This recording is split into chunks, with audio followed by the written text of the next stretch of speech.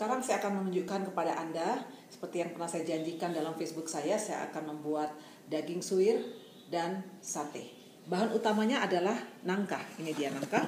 Saya membeli nangka yang putih, nangka muda. Saya kukus hingga dia menjadi empuk. Setelah empuk, Anda dinginkan dan Anda potong sesuai dengan keinginan Anda. Setelah itu, pindahkan ke dalam panci.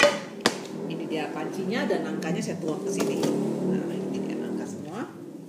Nah, nangka ini harus kita bumbui dengan bermacam-macam bumbu yang sudah jadi. Saya menggunakan di sini bawang merah dan bawang putih yang sudah saya blender dengan menggunakan air, karena kita merebusnya juga nanti akan memakai air. Maka ini udah saya blender dengan air. Kurang lebih bawangnya berapa banyak? Ya, itu pertanyaan pasti. Bawang putihnya satu bonggol beginilah, kurang lebih ada mungkin 12 siung ya, satu bonggol begitu. Terus bawang merah, tapi sini saya menggunakan bawang bombay yang merah besar satu, saya tambahkan air secukupnya. Setelah itu saya menambahkan sedikit ketumbar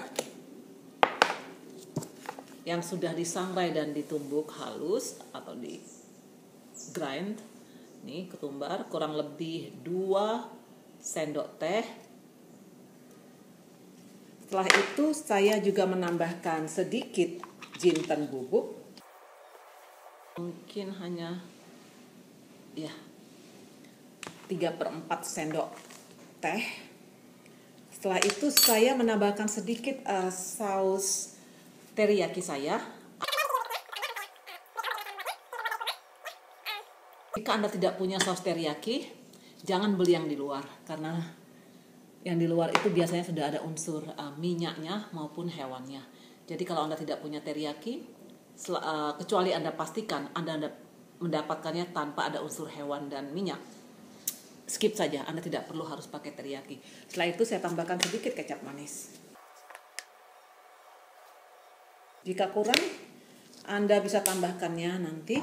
Setelah itu saya menambahkan sedikit gula merah cair saya yang selalu saya siapkan di kulkas. Setelah gula merah, saya akan menambahkan sedikit kecap asin. Saya di sini memakai tamari. Jika Anda tidak punya, Anda hanya bisa memakai kecap asin biasa, tentunya yang low sodium ataupun Kikkoman, ya, atau liquid amino. Anda bisa menambahkan garam, tapi saya selalu menambahkan garam di akhir setelah semua air meresap di dalam nangka ini. Lalu saya tambahkan merica. Merica di sini saya memakai merica yang asli ya. Ini mericanya harum sekali. Secukupnya saja. Ya.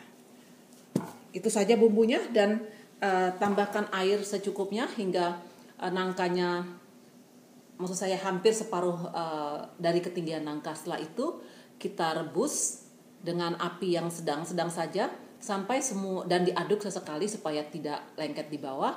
Dan setelah itu, setelah airnya semua sat, kita matikan apinya dan kita dinginkan. Setelah itu saya kembali ke Anda.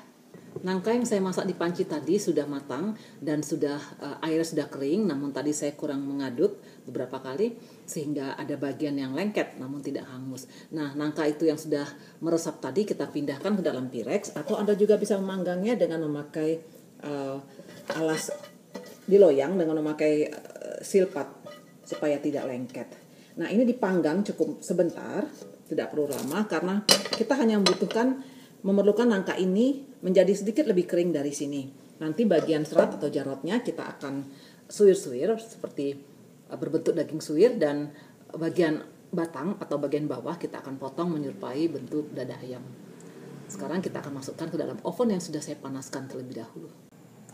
Ini dia, satenya sudah jadi. Saya sudah potong-potong bagian batang dan bawahnya, bentuknya menyerupai daging sapi.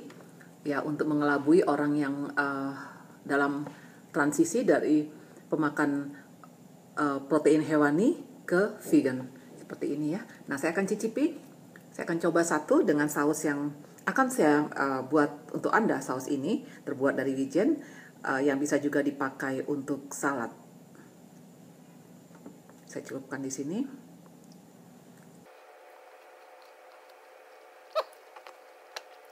Yummy.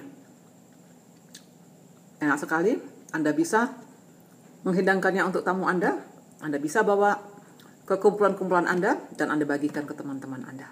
Selamat mencoba.